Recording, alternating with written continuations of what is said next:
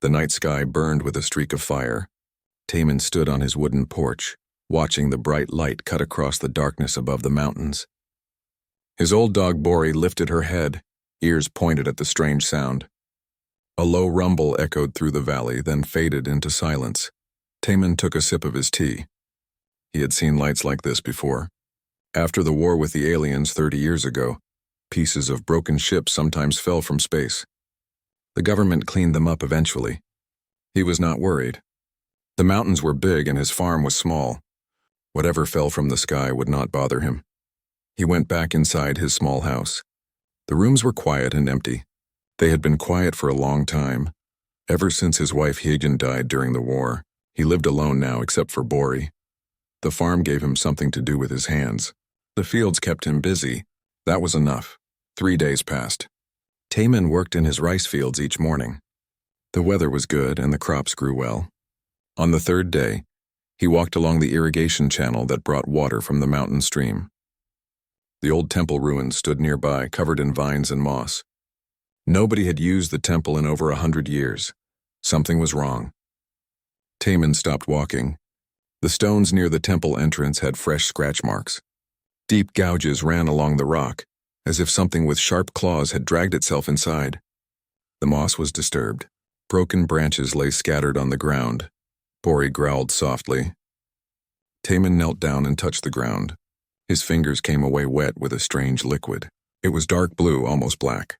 Not blood from any animal he knew. The liquid had a metallic smell that made his nose wrinkle. He should leave. He should go back to his farm and call the police. But Taman had always been curious. His wife used to laugh at him for it. She would say he asked too many questions. He missed her laugh. Taman followed the trail into the temple. The building was dark inside. Sunlight came through cracks in the roof, making thin beams of gold in the dusty air. The blue liquid led him deeper, past old stone statues and fallen pillars. In the back corner, hidden behind a collapsed wall, he found a small chamber. She was there. At first, Taman thought she was dead. She lay curled on the floor, not moving. Her body was thin and covered in short fur that looked like gray velvet. Her face was narrow, almost like a cat's, with large eyes that were closed. Glowing markings ran down her arms and face, but the light was very dim, barely visible. A small metal device hung around her neck, blinking weakly. She was an alien. Taman had never seen one this close before. During the war, they had been enemies, monsters in ships that burned cities. But this one looked small and hurt. Her breathing was shallow. More of that blue blood stained the ground around her. Taman stood very still. His mind raced with thoughts. He should call the authorities. The government had rules about aliens on Earth. They would come and take her away. They might ask him questions. They might not be kind to her. He looked at her again. She was dying. That much was clear. If he left her here, she would be dead by morning. If he called the police, they might hurt her before helping her. If he did nothing, his conscience would not let him sleep. Taman made his decision. He took off his jacket and spread it on the floor next to her. Then, as gently as he could, he rolled her onto the jacket. She was lighter than he expected. Her body was warm, almost hot to the touch. He dragged the jacket like a sled, pulling her slowly out of the temple. The journey back to his farm took an hour. He had to stop many times to rest. Bori walked beside him, sniffing at the strange creature but not barking. When they finally reached the farmhouse, Taman pulled her into the barn. He made a bed of clean straw and covered her with blankets. He cleaned her wounds with water and cloth. The cuts were deep but not infected yet. He found bandages in his house and wrapped them around her arms and side. The glowing markings on her skin pulsed faintly when he touched them, but she did not wake up. Taman brought her water in a bowl. He left it beside her, along with a bowl of soup he had made that morning. The soup was simple: vegetables from his garden, rice, and a little bit of meat. It was the kind of food his wife used to make for him when he was sick. He sat down on a wooden stool across from her. Bori lay at his feet. Together they waited. Hours passed. The sun moved across the sky. Taman did not leave the barn. He watched the rise and fall of her chest, making sure she was still breathing. Sometimes she made small sounds like whimpers of pain. Each time he leaned forward ready to help, but she did not wake. When evening came, the alien's eyes finally opened. They were bright yellow with thin black slits in the center. She looked around the barn in panic, her body tensing. The glowing marks on her skin flared brighter. She saw Taman and scrambled backward, pressing herself against the barn wall. The metal device around her neck crackled and sparked. A voice came from it, rough and broken. "Stay back. Do not hurt, please." Taman did not move. He kept his hands on his knees where she could see them. He did not speak. He just sat there calm and still. Bori lifted her head but did not bark. The alien stared at him. Her yellow eyes were wide with fear. She breathed fast, her chest heaving. Her claws scraped against the barn floor. For a long moment, neither of them moved. Then Taman slowly reached toward the bowl of soup. He picked it up with both hands and held it out to her. He did not move closer. He just held it there, offering it. The alien looked at the bowl, then at Taman, then at the bowl again. Her nose twitched, smelling the food. Her body trembled, whether from fear or hunger, he could not tell. Minutes passed. Taman's arms grew tired, but he did not lower the bowl. He waited. He had learned patience from farming. Seeds took time to grow. Some things could not be rushed. Finally, the alien moved. She crawled forward slowly, keeping her eyes on him. When she was close enough, she reached out one clawed hand and took the bowl. She pulled it to her chest and brought it to her mouth. She drank the soup quickly, desperately, as if she had not eaten in days. When the bowl was empty, she set it down. She looked at Taman again. This time her eyes were not filled with as much fear. The glowing marks on her skin pulsed softly, a gentle rhythm like a heartbeat. "Thank you," the device around her neck said in that same crackling voice. Taman nodded. He stood up slowly and walked to the barn door. He turned back to look at her one more time. "Rest," he said simply. "You are safe here." He left her in the barn and went back to his house. Bori followed him. Inside, Taman sat by the window and looked out at the dark mountains. He wondered who she was, where she came from, why she had crashed here. But those were questions for later. For now, she was hurt and scared and alone. That was all he needed to know. In the distance, a low hum filled the air. Taman stood up and walked back to the window. 3 dark shapes moved across the sky, their lights cutting through the fog that rolled down from the mountains. They were ships. Alien ships. They flew in formation, slow and searching like hawks hunting prey. One of the ships turned toward his valley. The searchlight swept across the fields, across the forest, across the old temple ruins. Taman's heart beat faster. He looked toward the barn where the alien woman lay hidden in the straw. The ship came closer. The hum grew louder. Taman stood by the window, watching, waiting. His hand gripped the windowsill so hard his knuckles turned white. Then from the barn he heard it. The metal device around the alien's neck crackled to life. Her voice came through, barely a whisper, but clear enough for him to hear even from the house. "They found me." Taman moved fast. He ran to the barn and found Vel trying to stand. Her legs shook and she fell back into the straw. The glowing marks on her skin flickered with panic. "Hide," Taman said. He pointed to the floor. "Under here." In the corner of the barn, beneath loose wooden boards, there was a small root cellar. Taman used it to store vegetables during winter. He pulled up the boards and helped Vel climb down into the dark space. She looked up at him with those yellow eyes, afraid but trusting. "Stay quiet," he told her. "Do not make any sound." He covered the cellar with the boards and then piled sacks of rice on top. Bori watched him work, her tail low. The hum of the ships grew louder. Taman walked out of the barn and stood in his yard, waiting.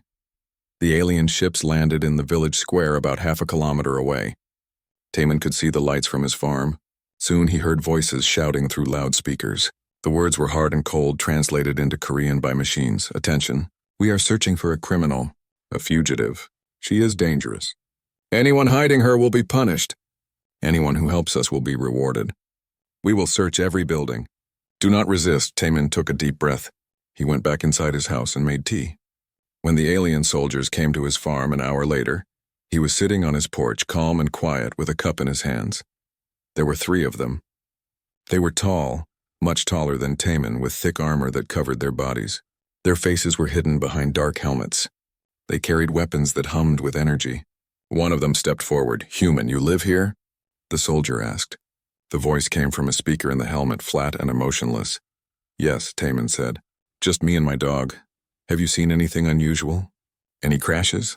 Any movement in the mountains?" "I saw a light in the sky 3 nights ago," Taman said honestly. It fell somewhere in the mountains. I did not go looking for it. The soldier stared at him. Taman could not see the alien's eyes through the helmet, but he felt the weight of the gaze. He sipped his tea and kept his face neutral. "We will search your property," the soldier said. "Of course," Taman said. He stood and gestured toward the barn. "Please look wherever you need to." The soldiers went through his house first. They opened cabinets and looked under furniture. They scanned the rooms with small devices that beeped and flashed. Taman followed them, offering water, asking if they needed anything. His politeness seemed to confuse them. Then they went to the barn. Taman's heart pounded in his chest, but he did not show it. He walked with them, pointing out where he kept his tools, where he stored the animal feed, where the old tractor sat broken in the corner. The soldiers looked at everything. One of them kicked at the sacks of rice covering the cellar. "What is under here?" the soldier asked. "Root cellar," Taman said. "I keep vegetables there during winter." "It is empty now." "Too warm." The soldier stared at the sacks. Then he turned away. "Nothing here," he said to the others. They left without another word. Taman watched them go, his legs shaking slightly. When they were gone, he sat down on a bale of hay and let out a long breath. Bori came over and licked his hand, but Taman did not feel safe yet. He knew the aliens would be watching. He waited until dark before opening the cellar. Fel climbed out slowly, her body stiff from staying still for so long. "They are gone," Taman said. "For now." Fel's translator crackled. "Why did you not give me to them?" "You could have been safe," Taman looked at her. "You asked for help. I gave it, but they will come back. They will hurt you." "Maybe," Taman said, "but that does not change what is right." That night, Taman called his brother Minho. The phone rang 3 times before Minho answered. His voice was rough with sleep. "What is wrong?" Minho asked. "It is past midnight. I need your help," Taman said.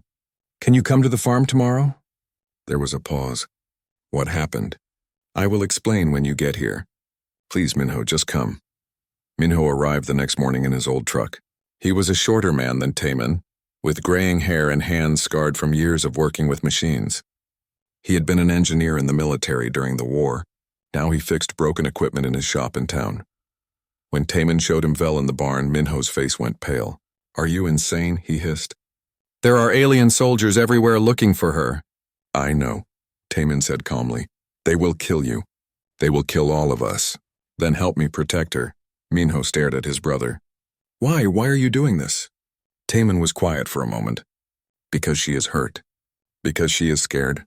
Because no one else will help her." He looked at Vel, who watched them both with wary eyes. "Because it is what Hyejin would have done." Minho's expression softened. He closed his eyes and rubbed his face with both hands. "You are going to get us both killed," he muttered. Then he sighed. "What do you need?"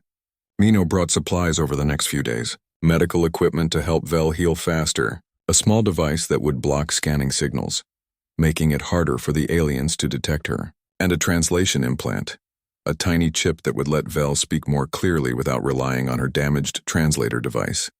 Installing the implant was painful. Vel gritted her teeth as Minho pressed the chip against her temple. It bonded with her skin, creating a small silver mark. When it activated, her voice came through clear and strong, though still with a slight accent. "Thank you," she said, and this time the words were hers, not a machine's. Over the following days, Vel began to heal. Her wounds closed slowly. The glowing marks on her skin grew brighter. She could stand without shaking, walk without pain, and she began to talk. She told them about her people, the Kelhari. They had once been free, with their own planets and their own government. But the Vrexian Empire conquered them decades ago. Now the Kelhari were slaves, soldiers, workers. They had no rights, no voice.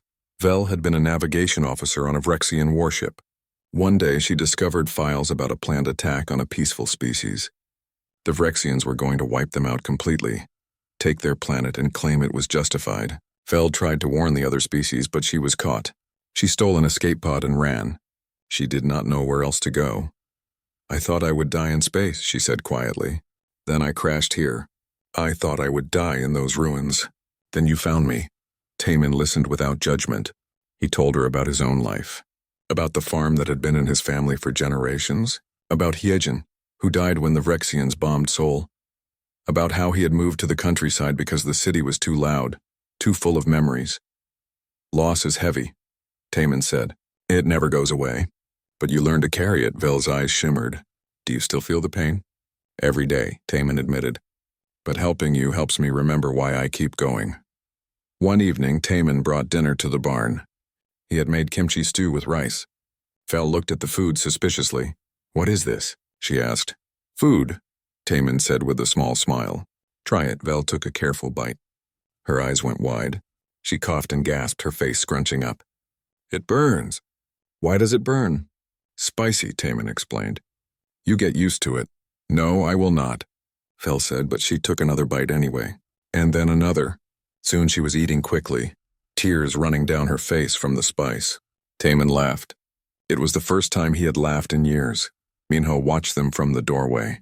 He saw the way his brother smiled at Vel, the way her glowing marks pulsed with contentment. He realized that Taman was not just helping a stranger. He was healing himself, but peace never lasted long. 3 days later, Minho's jamming device failed. The small machine sparked and died, its circuits burned out. Without it, the Vrexian drones could scan the area again. That night, every speaker in the village crackled to life. A cold, mechanical voice echoed through the valley. We know you are hiding the fugitive. Our scans have detected her. You have 12 hours to surrender her, or we will destroy the farm and execute everyone who helped her.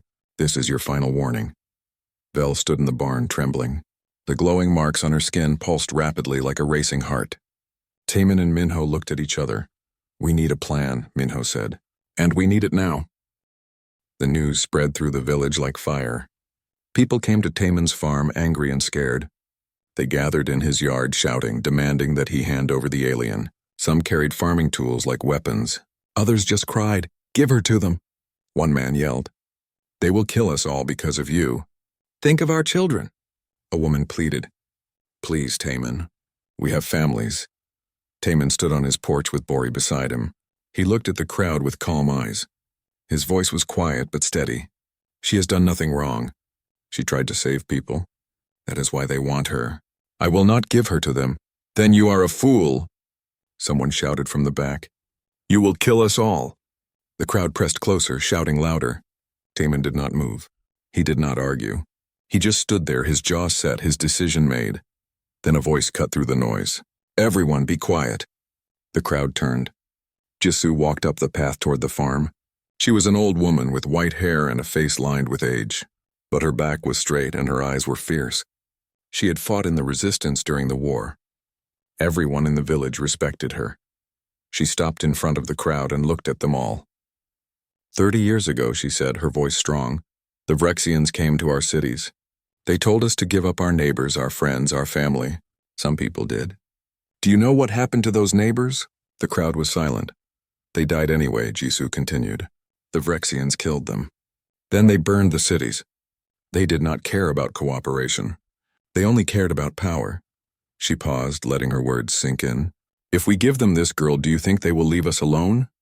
Or will they just find another reason to take what they want? People looked at each other uneasily. Some lowered their heads.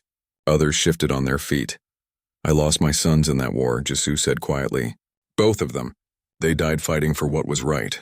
Not for power, not for land. For the people who could not fight for themselves. She looked at Taman. This man is doing what my sons did. And I will stand with him. The crowd began to disperse. Some people left angry. Others left ashamed. But they left. When they were gone, Jisoo walked up to Taman's porch. You have a good heart, she said. But a good heart is not enough. You need a plan. I know, Taman said.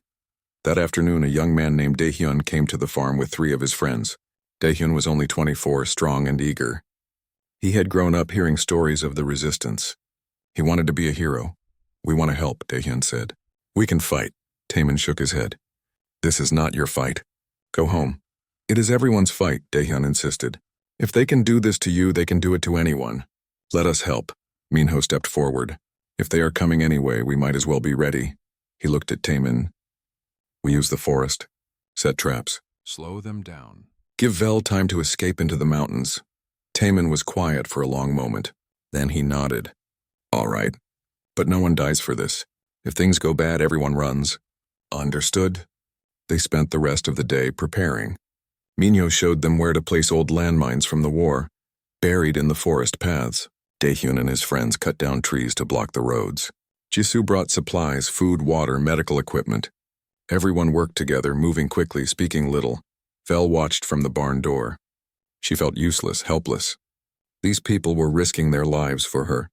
She could not understand it. Taemin noticed her standing there. He walked over. "Are you all right?" "Why?" Vel asked. Her voice was tight with emotion. "Why are you doing this?" "You do not even know me. I am not worth all of this." Taemin looked at her steadily. "You are worth it to me." Vel's glowing marks pulsed rapidly. Tears ran down her face, catching the light. "I do not deserve this kindness." "Kindness is not about deserving," Taemin said gently. "It is about choosing to do what is right." The 12 hours passed too quickly. As night fell, the Vrexian ships appeared on the horizon. 3 of them, dark against the purple sky. They descended slowly, searchlights sweeping across the valley. Everyone took their positions. Minhyo led a group into the forest. Daehyun and his friends hid near the roads. Jisoo stayed at the farm with medical supplies. Taemin stood in his yard, visible and alone, with Bori at his feet. The ships landed in the field near the farm. Soldiers poured out, dozens of them armed and armored. They moved in formation, professional and efficient. At the front was their commander, a tall Vrexian with red markings on his armor. The commander walked up to Taemin. His helmet retracted, showing a face with sharp features and cold eyes. "I am Commander Vrask, you were warned." "Where is the fugitive?" "She is not here," Taemin said calmly. "Liar." Vrask gestured to his soldiers. "Search everything. Burn it if you have to." The soldiers spread out. Some went toward the house. Others headed to the barn. More moved toward the forest path. The first explosion came from the forest. A landmine detonated, throwing 2 soldiers into the air. The Vrexians shouted and raised their weapons. More explosions followed, one after another, echoing through the trees. Minho and his group attacked from the shadows. They used old hunting rifles and improvised explosives. They were not soldiers, but they knew the forest. They struck fast and disappeared before the Vrexians could return fire. On the road, Daehyun's group blocked the path with fallen trees and set fire to dry brush. The smoke made it hard for the Vrexians to see. They fired their energy weapons blindly, hitting trees and rocks. Vel ran. She moved through the back of the property, heading toward the old resistance tunnels in the mountains. Her wounds still hurt, but she pushed through the pain. She could hear the fighting behind her. Each gunshot made her flinch. Each explosion made her want to turn back, but she kept running. She had to. If she stopped, everything they were doing would be for nothing. Back at the farm, Vrask grabbed Taemin by the collar. "You think this will stop us? You think you can win?" "No," Taemin said honestly. "But we can slow you down." Vrask snarled and threw Taemin to the ground. He raised his weapon, pointing it at Taemin's chest. "You humans are all the same. Weak, sentimental. You die for nothing." Taemin looked up at him. Blood ran from his nose, but he smiled faintly. "We die for each other. That is not nothing." Vrask's finger tightened on the trigger. The weapon hummed, charging up. Taemin closed his eyes. Then the sky exploded with light. A massive explosion tore through one of the Vrexian ships. Fire and metal rained down. The soldiers scattered, shouting in confusion. Vrask spun around, his weapon still raised. More ships descended from the clouds. Smaller, faster ships with different markings. They fired on the remaining Vrexian vessels, their weapons cutting through armor like paper. One of the new ships landed near the farmhouse. The door opened and a figure jumped out.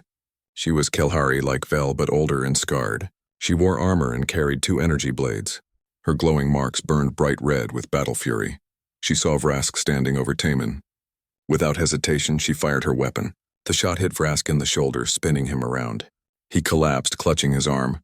The Kelhari woman walked up to Taemin and offered her hand.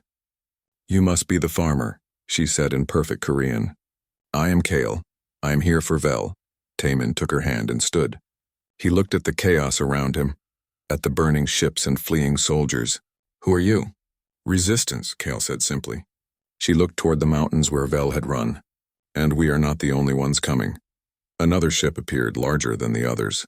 It was human-made, with Earth Defense Coalition markings. A voice boomed from its speakers, commanding and clear. "Attention Vrexian forces. This is Captain Sunwoo of the EDC. You are in violation of Earth's sovereignty. Stand down immediately or be destroyed." The remaining Vrexian soldiers looked at each other. Their ships were damaged. Their commander was wounded. They were outnumbered. Slowly they lowered their weapons. Taman sat down on the ground, exhausted. His farm was damaged. Smoke rose from the barn, but he was alive. They were all alive. Kale looked down at him. You did well, farmer. Not many would stand against the Vrexians for someone they just met. She smiled slightly. You are either very brave or very stupid. Taman laughed, tired and relieved. Maybe both. Captain Sunwoo landed her ship in the field next to the damaged farmhouse. She was a tall woman in her 50s with gray streaks in her black hair. She wore the dark blue uniform of Earth's Defense Coalition with pride. Her face was stern as she stepped out and surveyed the destruction. Minho and Daehyun emerged from the forest, dirty and tired but unharmed. Jisoo came out of the house carrying her medical supplies. They all gathered near Taman, who was still sitting on the ground trying to catch his breath. Sunwoo walked up to Taman. She did not look happy. Are you the one who harbored the Kelhari fugitive? Yes, Taman said. Do you understand what you have done? You violated at least a dozen laws. You put this entire region at risk. You started a firefight with a foreign military force. She paused, her jaw tight. I should arrest you right now. Taman met her gaze. She needed help. I gave it. Sunwoo stared at him for a long moment. Then, surprisingly, she smiled slightly. You held off a Vrexian strike team with farmers and old mines. That is either the bravest or the most foolish thing I have ever seen. She offered him her hand, but it worked. Get up, farmer. Taman took her hand and stood. His legs were shaky, but he managed to stay upright. Kale was already moving toward the mountains. Where is Vel? She called back. The tunnels, Minho said, pointing. We sent her that way. Kyle nodded and ran. Taman followed despite his exhaustion. He had to see Vel, had to know she was safe. Minho and Sunwoo came after them. They found Vel near the tunnel entrance, hiding behind a fallen tree. When she saw Kale, her eyes went wide. Kale, how did you find me? I tracked your escape pod, Kale said, kneeling beside her. I have been searching for weeks. She touched Vel's face gently. You should have called me. I would have come sooner. I did not want to put you in danger, Vel said, her voice breaking. I thought I could handle it alone. You never have to be alone, Kale said firmly. We are family. The Resistance is family. Vel saw Taman standing nearby. She got to her feet and walked over to him. For a moment, she just looked at him. Then she wrapped her arms around him in a tight hug. Her glowing marks pulsed warmly. Thank you, she whispered. You saved my life.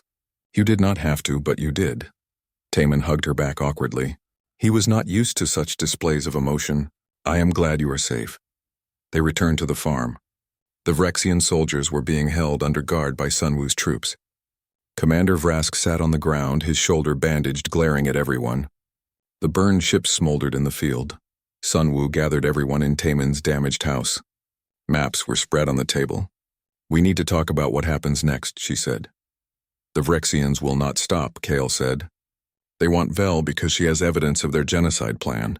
If that information reaches the Galactic Council, the Empire will face consequences. Sunwoo nodded. That information is valuable. It could justify Earth rejoining the Galactic Coalition.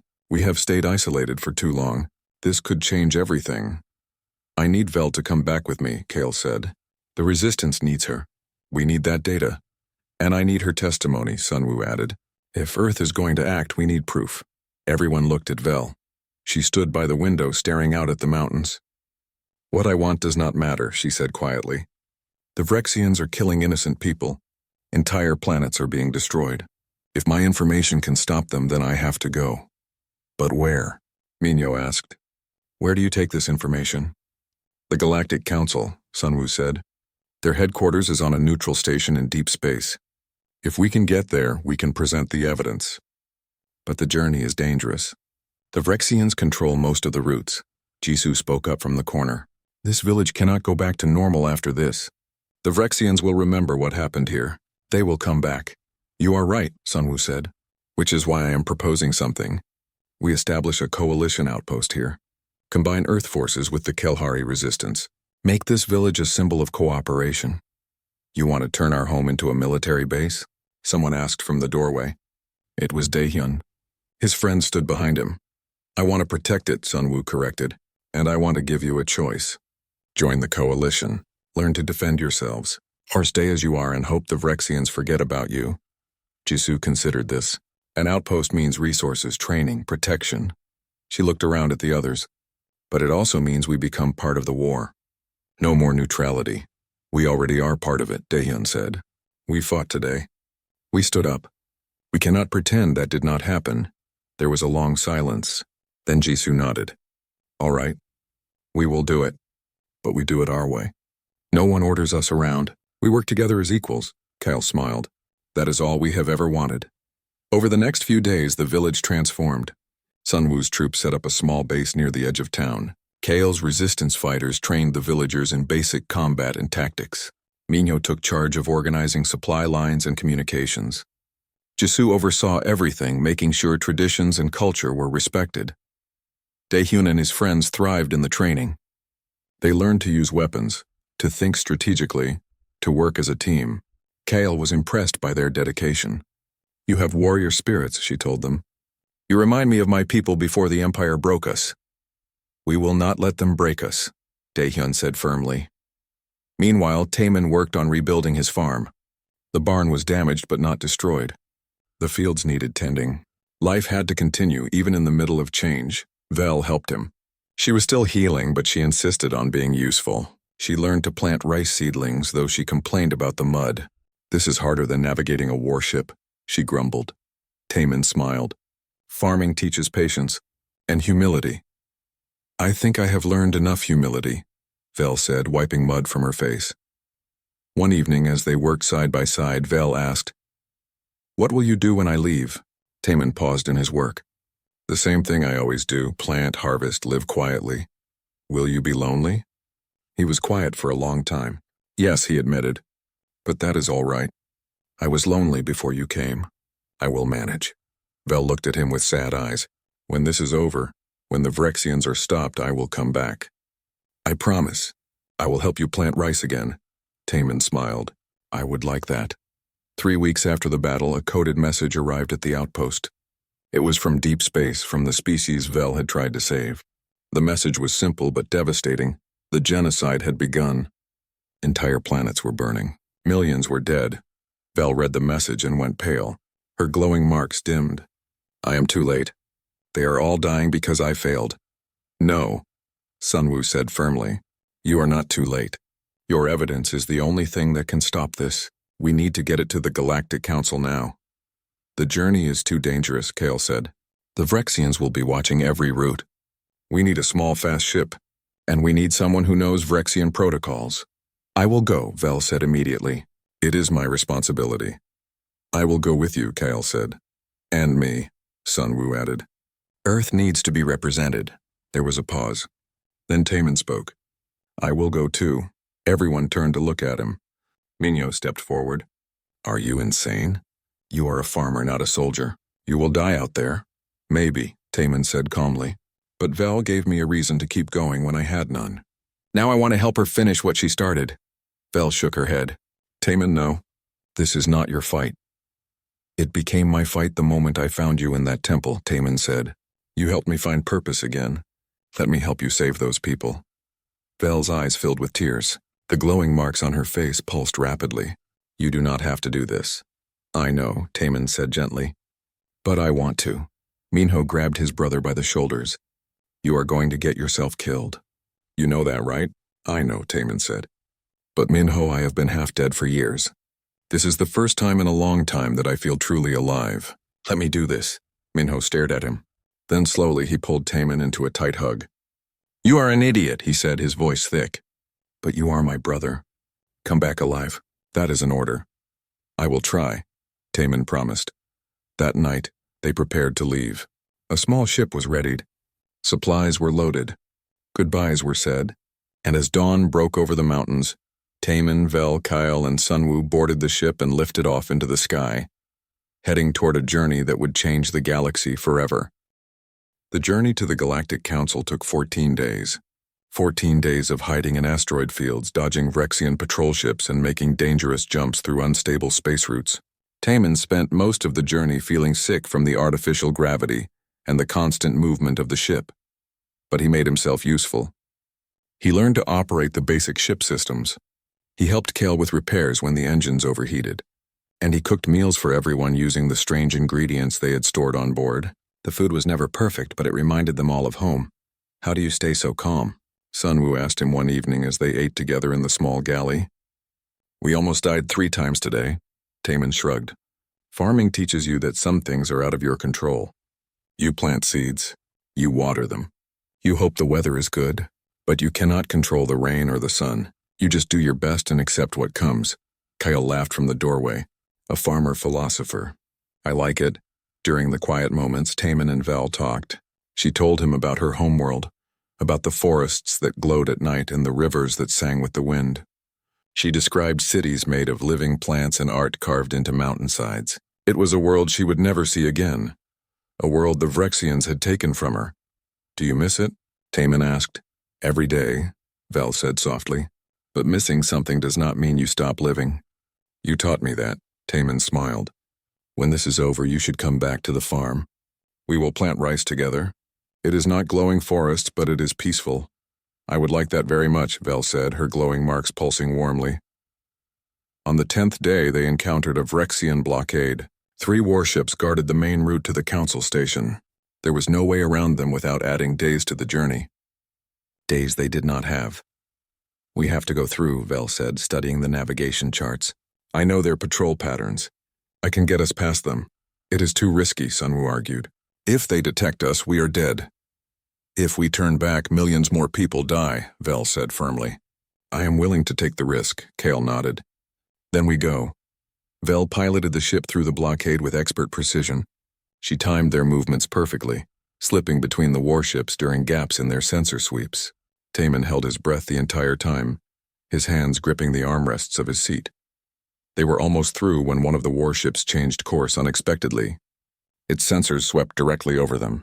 Alarms blared in the cockpit. "They see us," Sunwoo shouted. "Move!" Vel pushed the engines to maximum. The ship lurched forward, racing away from the blockade.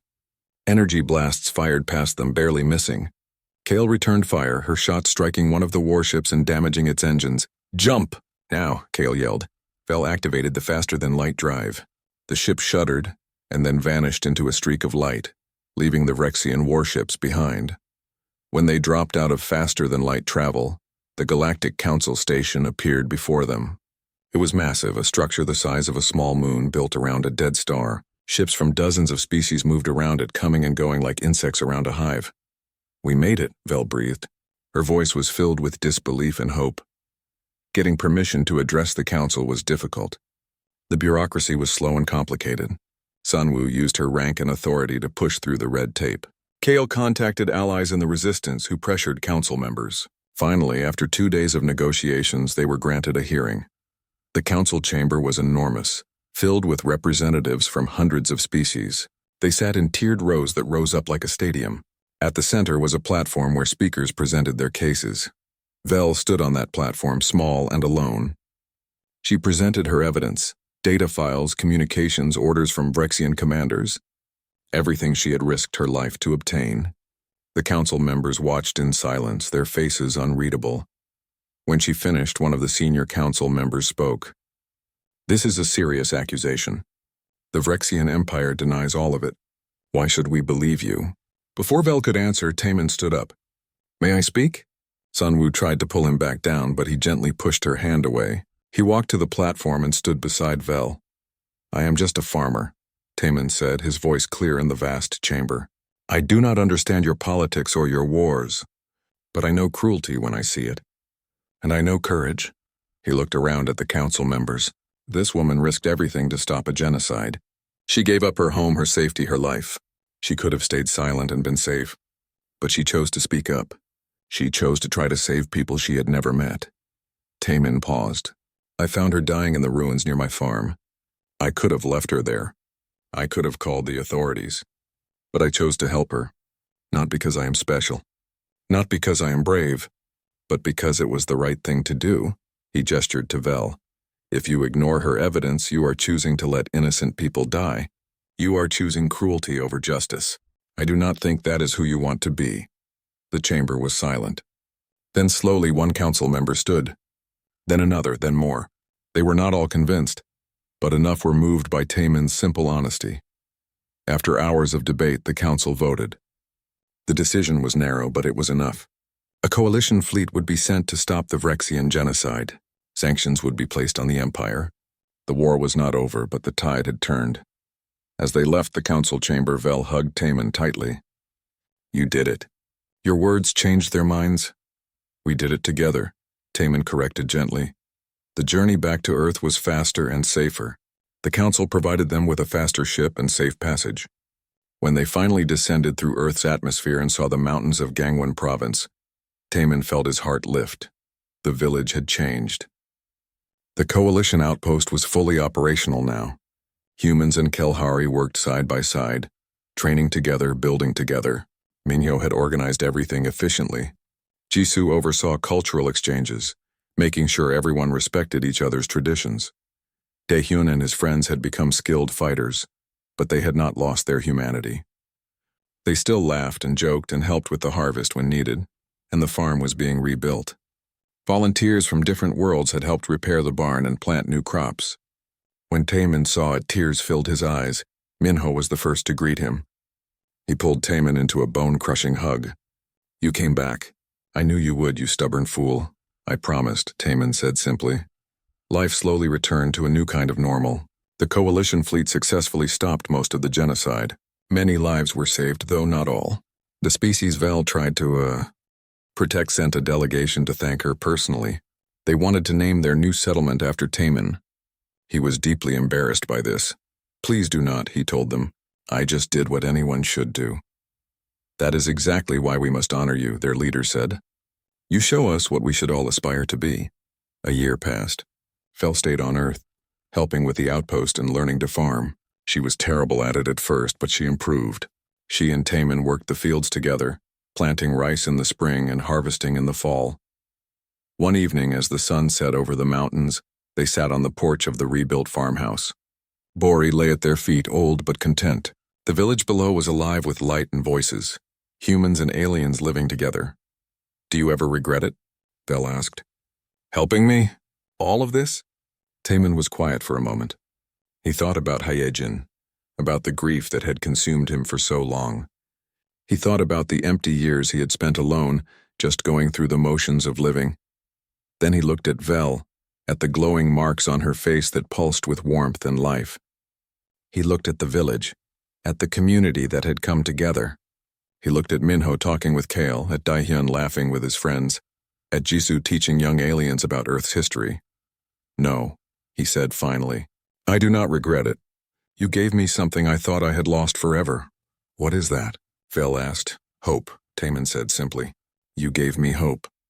That night the village held a celebration. People from different worlds gathered to share food and stories. Taemin made his soup, the same simple soup he had offered Vel that first night. Everyone tried it and everyone loved it. Kel raised her glass in a toast. To Taemin, the farmer who changed the galaxy with a bowl of soup and a kind heart. Everyone laughed and cheered. Taemin's face turned red with embarrassment, but he smiled. Later, as the party continued, Taemin slipped away to the rice fields. He stood among the growing plants, feeling the cool night air on his face. Vel found him there. "Hiding from your own celebration?" she teased. "Just taking a moment," he said. "It is a lot to process." Vel stood beside him, looking out at the mountains. "Thank you, Taemin, for everything. You saved my life, but you also showed me that there is still goodness in the universe." "You showed me the same thing," he replied.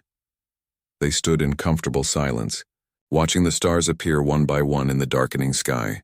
Those stars no longer felt so distant. They were filled with friends now, with allies, with people who cared. The future was uncertain. There would be more challenges, more conflicts, more pain, but there would also be joy and connection and hope. And that was enough. Taemin looked at Vel and smiled. "Tomorrow we plant the West Field. Are you ready?" "Ready," Vel said, her glowing marks bright with happiness.